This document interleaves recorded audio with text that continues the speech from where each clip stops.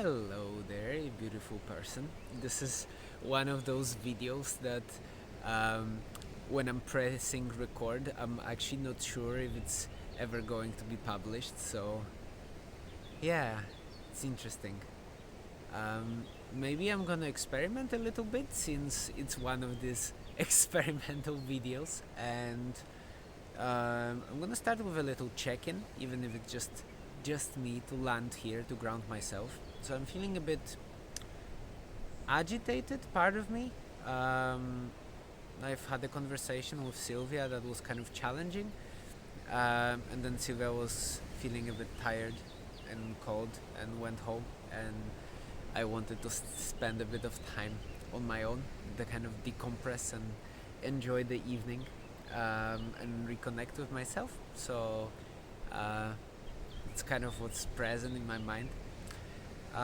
But now I'm feeling a bit more grounded. It helps me always to just spend some time walking on my own and process things and just reconnect and be silent for a while. Listen to the sound of the ocean and the birds that you can hopefully hear as well. And yeah, now I'm here with you. And today I thought I'm gonna share a little bit on a question or a few questions that came up in our community of practice, um, and basically explain a little bit of how I deal with this notion of showing up from an authentic place into creating content or into creating experiences.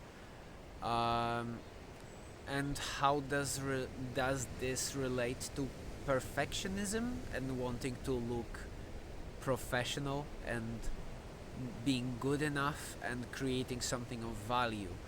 And I think it's quite an interesting and huge subject really to explore. There's a lot to unpack there, um, but there are kind of few things that come to my mind as I think of this, and I'll just try to follow the meanders of my mind as I navigate all these points. So, one thing is the kind of perfectionism procrastination. And this is something I'm very much guilty of. Um, and I'm actively working on reframing this in my head and retraining some of these behaviors. So basically, very often I feel this pressure that something needs to be perfect, needs to be good enough and needs to be great, and if I'm creating an experience, it needs to be life changing for people, and if it's an article, it needs to be just amazing and wise and well written, and if it's a video, it needs to be well lit and with good audio and very good content. So all of that, and I think there is a reason behind it, right? Because what I create, I want it to have value and I want it to be useful for people. And I have a certain degree of trust that what I am creating is useful. So I guess on a deeper level, there is some kind of, yeah, trust. It's not really confidence, it's trust that there is value in me putting myself out there and sending ripples with some of the ideas or some of the processes or just thoughts that are in my head. Um, but of course, sometimes I also get stuck in just this idea of polishing it infinitely, and this was particularly the case when I was writing articles, kind of maybe around a year ago, and it would take me 2 months, 3 months to write 2,000 word article. This is just insane. So long, and but yeah, I would just get stuck and I would be rethinking it, optimizing, improving, and thinking of new ways how to make it better.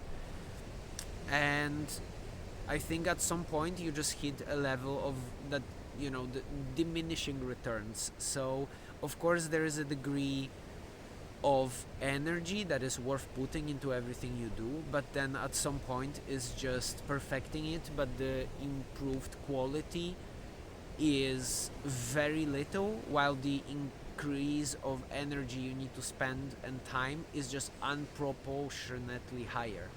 So it just doesn't make sense. Plus, you delay the full feedback loop of actually shipping some kind of content and then getting feedback from going through the whole process. So I knew that on an intellectual level, but then I would just still happily get stuck into this. And this would apply to articles, but also to our business. So it used to take us so long to just ship new products or courses. And at some point, we, both Silvia and I, started to really try to shorten this content creation cycle. And this meant letting go of some quality. So it actually meant shipping things that we know are not perfect. And I think this is a very healthy mindset, because the truth is it will never be perfect. When I refer back to my previous, videos, films, articles, courses, I always see things for improvement, no matter how much time I spend on perfecting them right before I, click publish button, or whatever the publish button is for your context, right? So right now, even this video is a good example. I know it would have been significantly better to do it with Silvia, and maybe this place is not perfect. I don't have a microphone with me, maybe the lighting is not ideal, maybe the sound of the ocean is too much, and there's too much background noise, but I feel in the same time that it's a right moment to do it. I'm ready to share this. I want to share this, and in fact, I think it's healthy for me, speaking from a very self-centered point of view, it's healthy for me to let it out, because then I don't need to, it doesn't cook in the back of my head, it doesn't keep percolating, because there's so many ideas and so many things I could be doing, and so many, ideas for videos and content and all the other things, but I can't do them all. And if I just restrict myself and spend too much time perfecting ideas, there's so much babbling in my head that there's just increasing pressure and pressure and pressure, and those ideas merge with each other and create new ideas, and then I end up really overwhelmed with too many things. And I found, and this is really something I found experientially, that shipping stuff and just really putting things out there, even if they're not finished, even if they're not polished, if they're not perfect, is actually the perfect approach for me right now. Maybe this will change. And of course, there's a degree of trial and error, and there's a degree of time that I put and energy in all ideas. So with some projects I like to actually keep them in the back of my head for a month or 2 or 3 and just let them kind of percolate and grow with time. With some things I feel it's more helpful to just put them out there and see, maybe they spawn some new questions, or maybe some people really resonate, or maybe I hear some feedback that I can then work with, or maybe I just go through the process of shipping this piece of content, and that gives me that frees space in my head and gives me some ideas where to move next. So this is kind of how I approach this tension between perfectionism and shipping stuff that's good enough. I ship stuff that I believe or trust there is some value there, and I want it to be as good as I possibly can, but I also accept that I'm not perfect and I never will.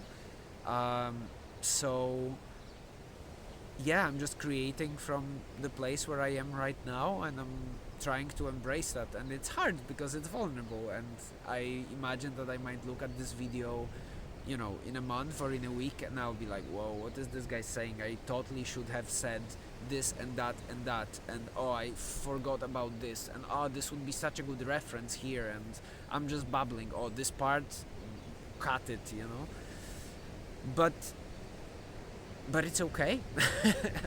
It's just a part of the process. It's not easy to accept, I make it sound like it's easy and I have it all figured out, but I don't. This is hard. It's challenging. So even recording this video is challenging in that sense, because it's exposing, and I'm making it explicit on camera that sometimes I ship stuff that I know it could be better, and I feel like I could have improved it, but I didn't.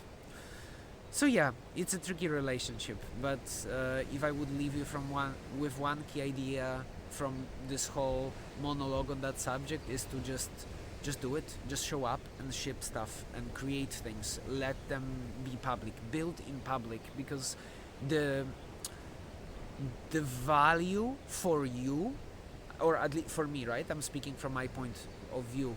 The value for me is through going through this whole process of coming up with the idea, letting it percolate, shipping it in whatever form, it ends up being, and then reflecting on how it is and seeing it as a person who just created it and navigating this relationship.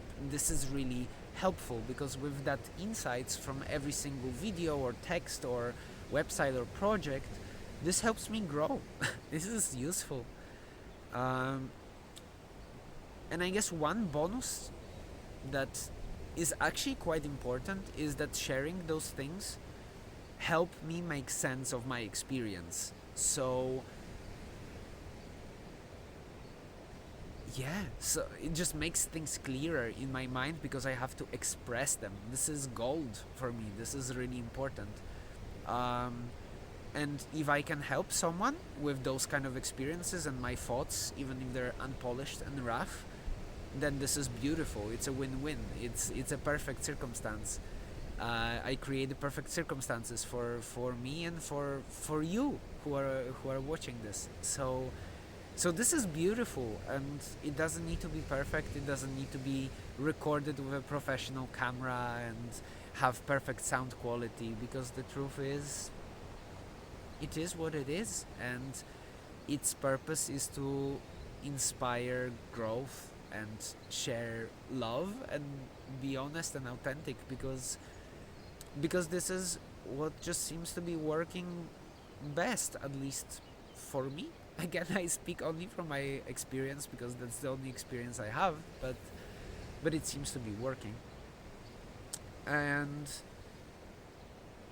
yeah, and I think the other thing that sometimes come up with this topic is there is a tension between the product, especially when there is a product that is hidden behind a paywall, so something you ask people to pay for, whether it's a book or a workshop or a course or an experience or anything else, and the marketing of it. And this is very tricky, and I struggle with that very much, because I know, or I trust that the kind of experiences that I'm creating, whether for example the courses that Silvia and I are creating, I trust that they're good and useful and valuable, and people tell us so I know this is not completely unfounded, and I know they're not perfect, but I trust that on a deeper level they have value. But there is the bottleneck that I have, or we have as a business, which is bringing more clients in, because it's hard. The marketing is challenging, or we find marketing challenging. And there are some, let's say, compromises we're not really willing to make. I don't want to go into the salesy, pushy marketing tactics, and I'm very reluctant to them.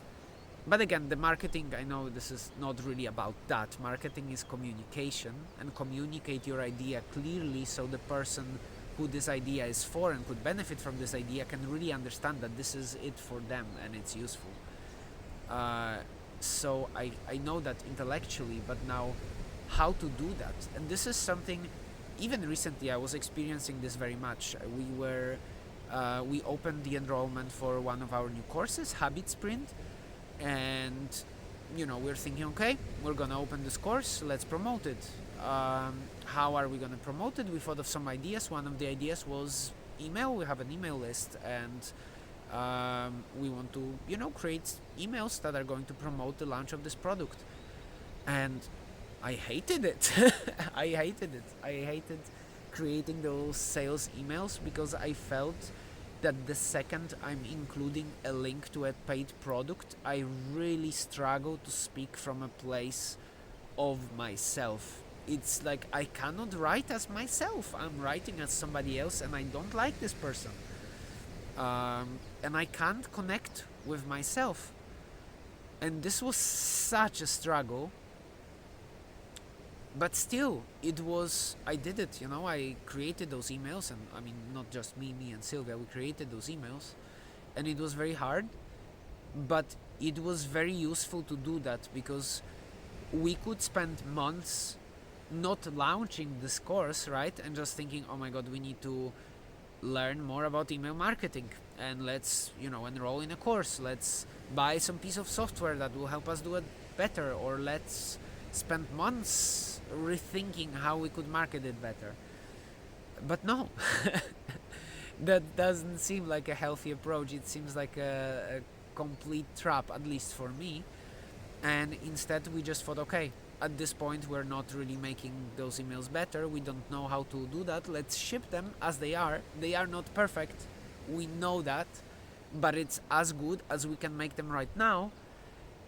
And there's something magical that happens the moment you click publish or send, or you create, you deliver the thing that you're creating, because suddenly it's out, like it's done, it's sent, and your relationship with it changes, or at least that's how it works for me. So I'm able to see things that I haven't been able to see in the final draft, and it's weird. It's just a mindset, because it might be literally the same thing, but because now it's public, somebody else can see it, or I've sent it to someone, I suddenly see all the imperfections more clearly. And this is great. This is hard, because I'm thinking, oh shit, I should have done this one thing. I could have waited for a day, and maybe this idea would have come to me and I would fix it, but probably it wouldn't.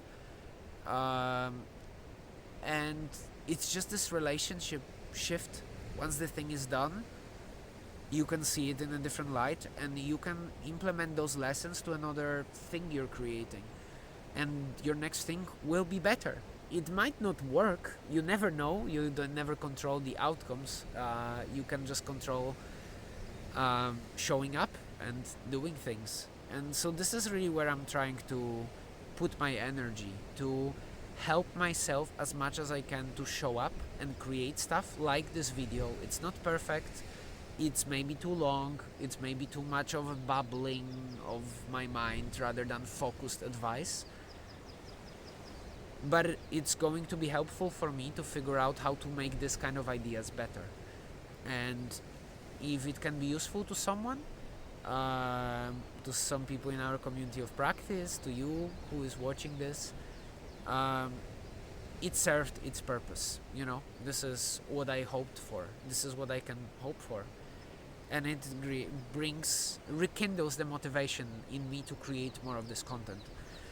So yeah, it doesn't need to be perfect, and the marketing of it doesn't need to be perfect,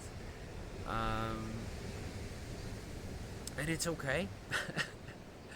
It's a complicated journey, and of course the moment also the money comes into the picture, right? When you create something because your livelihood depends on it, and you need to sell it, or otherwise you need to find a job or do something different, it brings a whole new level of tension and stress. And I'm aware of that. This business is my livelihood. I don't have a second job, so there is a pressure that I feel every time connected to every single launch of every single product that Silvia and I are launching. And it's not hard, it's not easy, it's very hard emotionally. And I'm also finding myself refreshing my inbox and saying how many sales came in, and is it enough for us to make this thing happen. And I trust that we create something good, but what is it, but how come we cannot communicate the value? What is wrong? What are we not doing right that we're not bringing enough people? And this really is a challenge. I think one thing that helps me is a personal choice that I make, which is, instead of wanting more, I want enough. And I'm very deliberately setting enough as low as possible. I'm happy to live in a tiny house. I don't need a fancy car. um, I don't need shiny new tools. I'm okay to I want to grow my own food. I don't need to buy fancy stuff. So it's a lifestyle choices. I don't yeah that are helpful, because if I need less, then there's less pressure for me to make sales, so I can acquire the level of lifestyle that I want, that is higher. And the thing is, the lifestyle that I have is serves me. I don't know if it's good or bad. I don't think it's either. It's just feels healthy for me right now. um, so I think this is maybe where it all begins, to to understand, like, I mean, it's always the same, right? Come back to the principles, to back in deep into yourself. Why is it that you want to create things, and what does creation of things enable you? And and I feel like we're going super philosophical with this, and not specific. But hey, again, it's not perfect. I know that I'm not perfect, and I'm sorry if I'm taking us a different direction. um, so this optimizing for enough helps to create, because there's less pressure on having it perfect, so it sells, so I can sustain myself financially. And this works very well in tandem with focusing on shipping, and focusing on shipping stuff that's deliberately not perfect, so I can learn how to make things better. Because really, what's the most valuable is me showing up to create things, because I am a creator, and what creator does is creator creates. Creator doesn't think about creating. Um, maybe this is a good place to stop this video. I hope this was useful, and if you have any questions or ideas to share or thoughts, um, please let me know. Both Silvia and I are always happy to answer your questions. And I wish you a wonderful day. Um, I'm gonna look for a bit at the ocean before I head home, and give a warm hugs to Silvia. And yeah, what a day, what a ride. I'm glad I have this space to share also with you, and thank you so much for being here. It means a lot to know that you're there, and have a wonderful day.